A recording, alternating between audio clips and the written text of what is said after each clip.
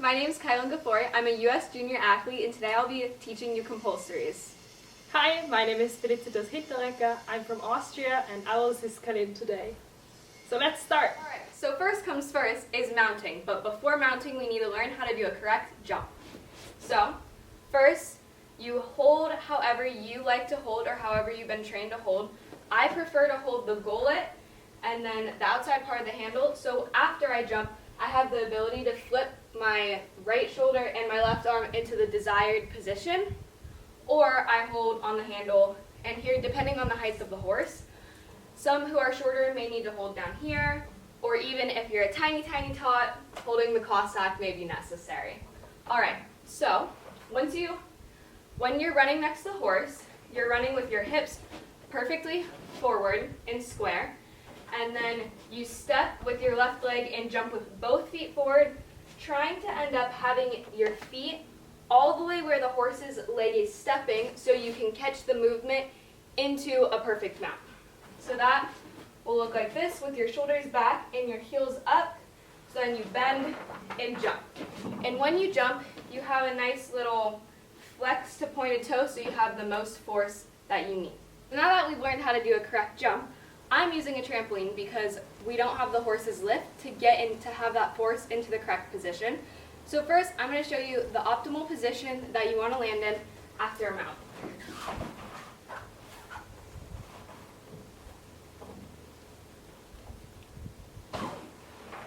Okay, and I'm going to show you one other position that I will be talking about, which I call mountaintop.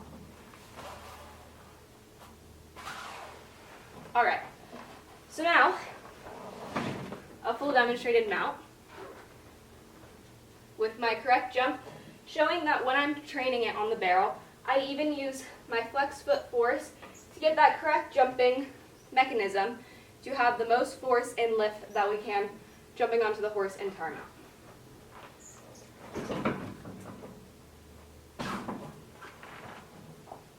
Alright, so after the jump, we immediately want to drive our hips over our head so then we can rotate our body getting into that split. And one of the biggest things is once you end up in your split, you want your leg to stay down. It is better to have a low leg where your leg's not as high versus having a perfect one where your leg's almost up, because that can be a major deduction for mount. Or two drills that you can do for mount. One will be demonstrated on the ground and another will be demonstrated on the barrel. So this is to teach you to get your hips all the way above your head. You can have a spot for this if you're not comfortable doing handstands. If not, you can perform it on your own. So you go into almost a downward dog's position and you jump your hips up into a pike position, and then you jump down and kick your leg.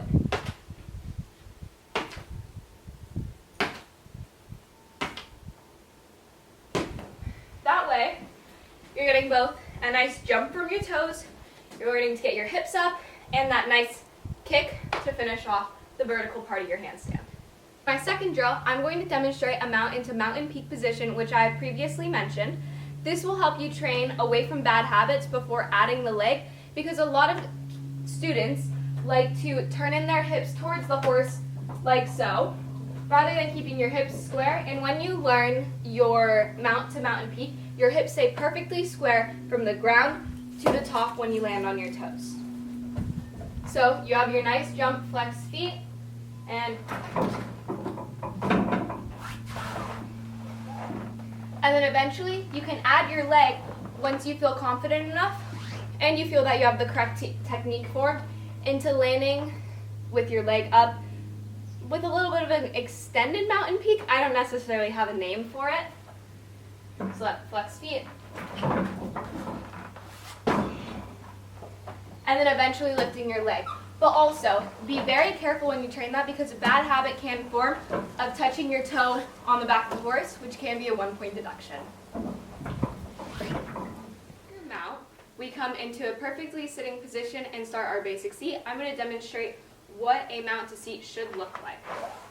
So I'm just going to go from my peak position, where you come down nice and slow, and your legs go directly into their position before basic seat. So when we're sitting, we should be sitting where our knees don't hug the handles and our knees aren't back and we're sitting forward. We want to roll our hips under and try to almost pull your ribs and your pelvis together while keeping your posture. Another way to say it is pulling your belly button to your spine. So once you roll your hips under, you have your heel, your hip, and your shoulder, hopefully in one line. And your knees are wanting to stretch down while keeping them rotated towards the horse and having nice shoulder posture, rolling your shoulders under and having your chin up. So when you feel that you have a near perfect seat, you will want to extend your arms straight and then come out and put them into your basic seat position, still keeping that heel, hip, shoulder straight line and your hips sitting and rolled, and then you bring your arms out and try to roll your shoulder blades under and hold them out for 4 seconds.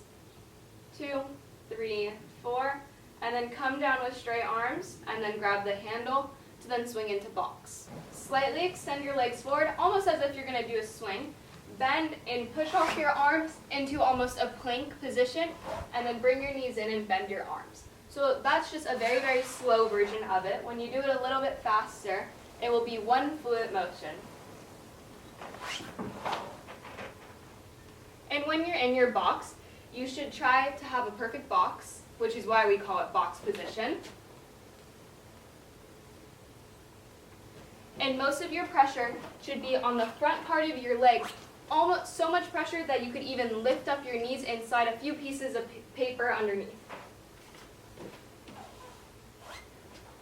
Your arms should be tucked, bent, and tucked so you keep that flat box image. And make sure your arms are totally tucked in so it's a nice view. All right, so continuing into flag, we extend both our left arm and our right leg. So when you're on the circle and you're training to the left, your leg should be to the outside and your arm should be to the inside, almost as if you could point at the lunger, just an easier way to remember which arm and leg are extended, which will get easier over time. And so when you extend your arm and leg, it should be at the same time into a flag. And so then, in your flag, you don't want to have this open hip view, so your flag looks like this. You should try to rotate your hip under and try to almost turn the front of your foot to the lunger. So then, when you extend your arm, you should try to keep your shoulders squared and your arm should be out. And then your arm and leg should be at the same height, so it's almost like you're making a nice big smiley face without an arched back. You still want to keep that flat box image. Using just your back muscle to lift your arm and leg. Another big thing is keeping, again, your left leg planted on the horse. Because when you're moving on a horse, there's forward movement that's going to want to push you all the way up, so then you have this, which will make holding the flag significantly harder as you just want to fall forward. So when you're doing your flag, make sure you really press that top of your foot into the horse and make sure you're not pointing your toe and hurting the horse in any kind of way. And then we hold that for 4 seconds. And then come down back into our box, releasing our arm and leg at the same time. So for our flag drill, I have 2 items that you can do with or without. I have a handstand handle, which this is only one of the set. And then I also have ankle weights, which I'll be attaching to my right wrist and left leg, and then vice versa, so we can build strength on both of our sides. All right, so now that I have my ankle weight on my wrist and it's also on my leg, you can also do these without your ankle weights, but I feel it provides just a little bit more strength training to get more muscle in your back to hold the flag correctly. So I'm going to go into a box position. So I have my right hand on the handle, and you can even have a left handle to practice that box position, but I feel I don't need it, as I already know the feeling. And then you do one leg out and up. And come in, up, and then go into a perfect flag and hold it for 5 to 10 seconds, and then rest and do however many reps you feel like are necessary. And then also switch to the other leg and arm, so then you can practice your right flag. So when you get to the level that you have to go to the right, you already have that muscle to hold the flag because it is very difficult the opposite way. After coming out of our flag, we want to get ready to hop our feet to stand, but we want to be extremely gentle so we don't hurt our horse's back, even if we do have a carbon fiber pad. Because if we preserve them, we can work with them maybe just a little bit longer. So you want to be as light as a feather, and I'm not joking about that. Alright, so then, once you have your feet placed, you don't want to drop your butt down to go up to your stand. You want to keep it nice and high, just with a slight bend in your knees, and your feet want to be roughly a fist apart. So if you put your fist in between your feet, you should squeeze it kind of tightly. So then you're standing with each foot beside the spine. Alright, so our hips are up, our feet are in the correct space. Now it's time to go up for stand. So you come up slowly, hold this position just for a second, and we want to tuck our hips all the way under. So just like basic seat, we want to have heel, hip, and shoulder all in a nice straight line. So if we are leaning forward, our shoulders and ankles are not in a straight line anymore. So really tuck those hips under and squeeze your butt just a little bit, so then we can absorb any movement going on below us through our knees and a little bit in our ankles. So once you come up, then we bring the arms out. Same as basic seat arms. So I'm going to go ahead and explain how you want your arms in both basic seat and stand now. So when you bring them out nice and straight. You want nice straight arms. And then they should be at about eye height. So if you bend your arms, you should be able to touch the corner of your eyes. And then your wrists, same with flag as well, should be nice and flat. And then I like to explain it as almost as if you're feeding a horse. So your hands are flat, your thumbs tucked, and then you kind of just flip them over, and there you have it, a stand. And with posture, is you keep your shoulders nice and rolled back and down, and try to touch your two shoulder blades behind. And then after we hold our stand for 4 seconds, we bring our arms down. So I like to do it 1, 2. So when you come up for 2 seconds. So 1, 2, you bring your arms out, hold it for 4 seconds. 1, 2, 3, 4. 1, 2, 3, 4. And when you're coming down, come down with nice straight arms to your side, and then keep them locked down and straight all the way down to the handle. And don't drop your head down. Keep it nice and up as long as you can keep your chin up, so it looks like you have confidence coming out of the stand. And then when we go to slide down, we open our legs slightly with pointed toes, straight legs, coming all the way down into our correct seat yet again. And another thing I did not mention about basic seat and stand is to keep your head facing forward and your chin up the entire time. I can't do that because I speak into the camera, so I consistently turn, but make sure you keep it forward in your basic seat, and then also your stand.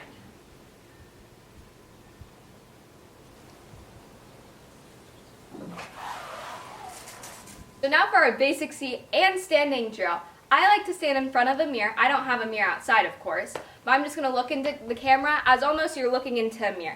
So you bring out your arms in your perfect stand position, checking that they're at eye level, checking your hands are flat, your fingers aren't all weird, nice flat hands, and also coming up from the stand. So I'm just going to come over here as if I'm looking into a mirror, just watching myself come up nice and slow, getting my hips under, and coming out with my arms, and then coming down, of course.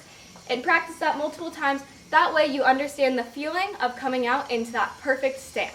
Time for forward swing. I place just a few tea towels in front of here on top of the handles so I don't bruise my hips. Not only do we want to preserve the horse's body, but we also want to preserve our own bodies. Alright, so after we come down to our perfect seat, we want to swing our legs forward, and there are 3 important parts to the swing. The swing, the first part, where you lift your legs just about handle height, and then as you start leaning forward, you almost hesitate with your chest until your legs, you have a slight angle, leaning down, and then you go into your arc tension to then lead your legs up and put your head down to the outside of the horse, so not towards the lunger, and then you push a little bit, and when you have true force, hopefully you'll end up in shoulder stand and eventually handstand even.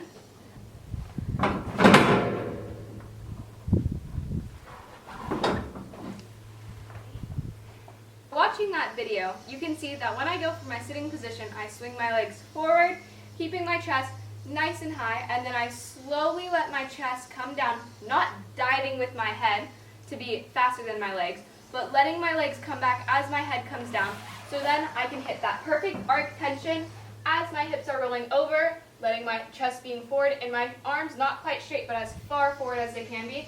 So then your body naturally wants to go forward. You can see that my legs naturally just roll. And then I'm going to explain coming down. So eventually, hopefully, we'll be hitting handstand. So I'm going to tuck in my shirt first, so my shirt doesn't come flying up. You kick up into a handstand because hopefully you'll be landing in a handstand, and then you kind of just pike your hips down and land.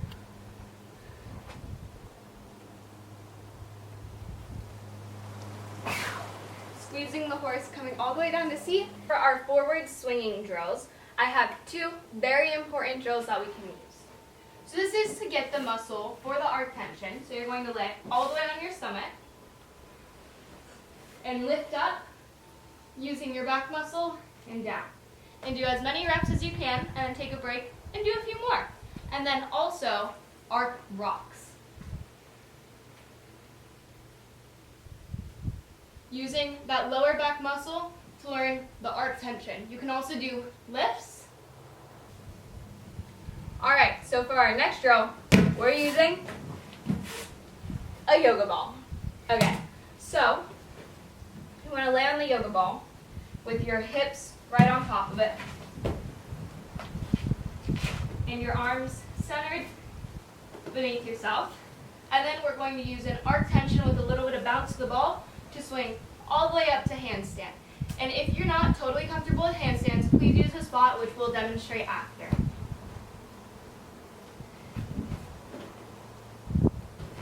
And try not to land back on the ball because it can roll out from underneath you, and we are trying to avoid any injuries. Like I said, we want to preserve our body as much as we can. All right, Philly.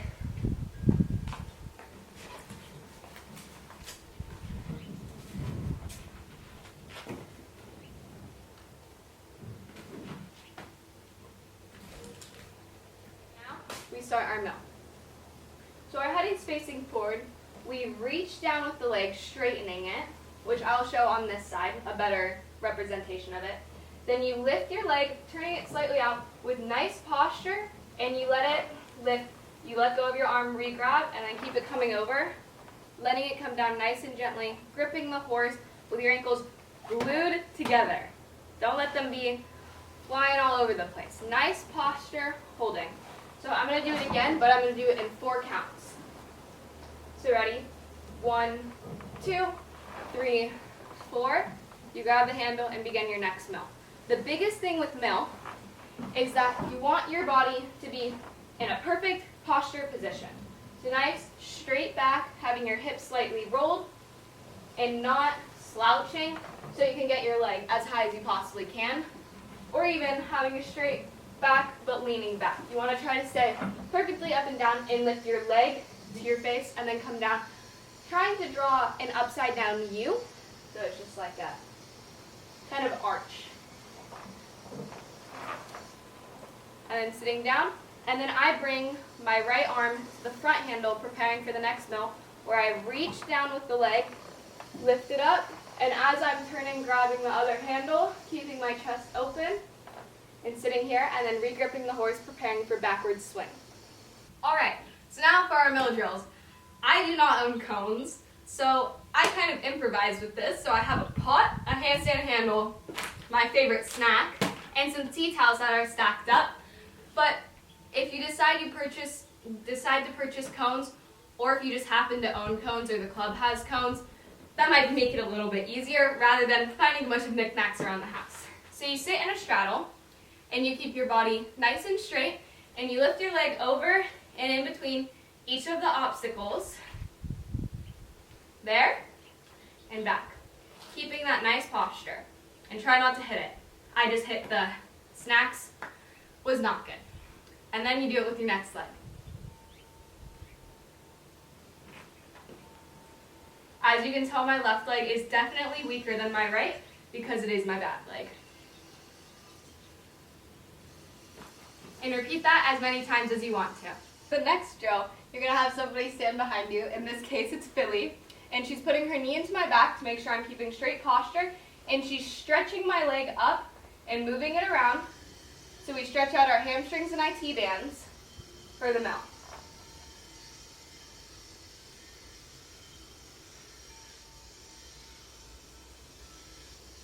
I think that's good. And let it down softly. And trust me, it does give you a good stretch, even if I'm not showing it on my face. So now preparing for the backward swing, we're almost sitting as if we're forwards, but now we're sitting backwards. So you still have that heel, hip, shoulder, nice posture, just sitting there preparing for your backward swing. So then we stretch into what we call an arc tension, which is the same as the forward swing except at a different point of the swing. So a nice arc tension, so not an arched, but an arc. So you squeeze your lower back, your hips right here, rather than this is an arch, this is an arc. So it's a nice tension through your entire body. And then, so this is the first part. So the push, then you start bringing your legs forward, bending your arms, kind of leaning back, putting all of the weight onto your arms. And then you begin to lift your legs up and pushing at the same time, then to achieve maximum height. So here's a full demonstration of a backward swing.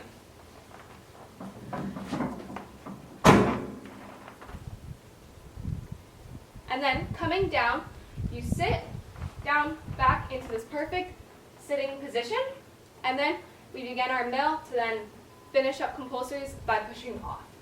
So the same exact thing, stretching your leg down, drawing that U, and sitting sideways with your ankles glued. But one thing I did not mention is that if you do slouch or lean back, you'll have deductions rather than you'll achieve a higher score, even if your leg is this low with perfect posture versus having your leg this high, leaning back, and all slouched. So here's another demonstration. And try to keep your eyes open, even if you want to close them, because it makes you have a more confident look towards the judges. So then we're sitting sideways, and we grab the handle, one on the outside, one on the inside, and we push into a prep position, land, and jump. All right, so next is my personal favorite backwards swing drill, which I have been doing consistently since I was a walk vaulter to now being a silver vaulter, hopefully heading to Junior Worlds. So you start off with your regular swing position, so nice arc tension, swinging back, and then you're going to swing up and push off the butt and use your triceps to push up into a tabletop position. But you can also vary this tabletop position being one leg and then put it down, or one leg here, wherever you desire and wherever you feel that it helps you the most, because every person is different and everybody learns a different way. So I'll do it a few different ways. So first to tabletop.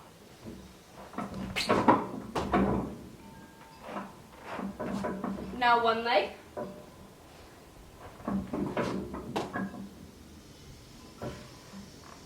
So if you see, those are just two different variations, whatever you feel most comfortable doing.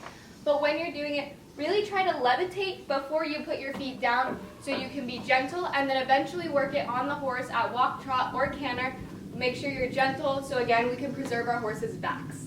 Last drill, and the most important out of everything, is landing. So this is a drill for landing, but before I'm going to explain your landing when you do any kind of dismount. So first, you want your feet to be about hip width, your legs bent, and then you jump out of it. You want to keep this straight line, not being on your toes, not being on your heels, not turning in your feet, not turning them out, not squeezing your legs together, just nice, straight. So then you land and you jump. Well, then I like to jump into a run. So I land and then I jump and I do my pretty run away.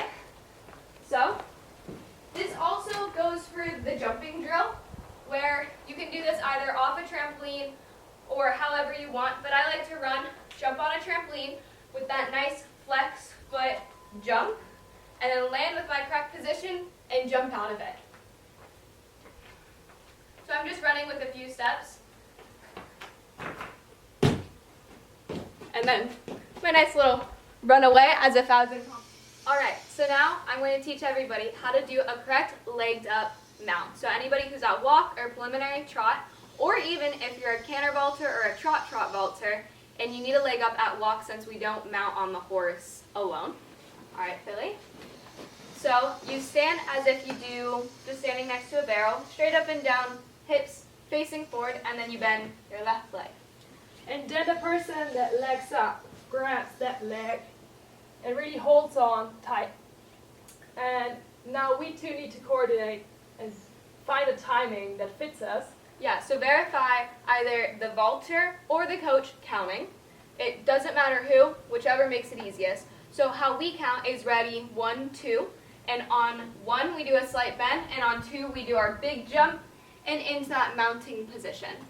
And the person legging up really tries to lift straight up, never pushing against the horse because that will bring the vaulter into an unbalanced situation. So we'll demonstrate 2 different mounts. We're going to do one perfect mount with the straight up force, and then the second one with Philly pushing me over, and I'm also going to demonstrate something called rainbowing, where instead of going straight up and down, you rainbow your leg over the horse, kind of making a U shape, an upside down U shape. So which one are we doing first? We're trying the perfect one first. All right. Ready? 1, 2.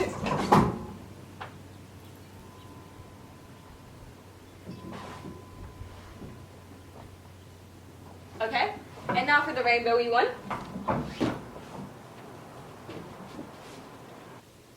Ready, 1, 2. So as you can see, Melissa pushed me over and I landed off center from the horse. And also my leg went around, rather going up and down, making it a bad position, and my elbow wanting to push into the horse, which like I said, we don't want that to happen.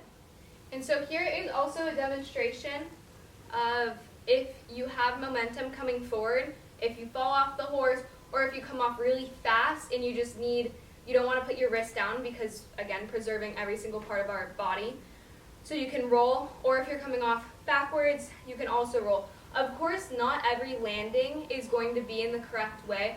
Let's say you're sitting sideways and all of a sudden you start sliding off and you end up falling this way. You still should attempt to find a way to roll, so if you tuck your shoulder and roll, but we're really just trying to learn how to fall because that really benefits a vaulter is not being afraid to fall because you can get injured trying to prevent a fall and then ending up having a worse fall because you tried to grip onto the horse. Because when vaulting, you want to feel very free from the handles and not be so attached. So here's another demonstration. So here's one forwards. I go forward, gonna roll. And then backwards.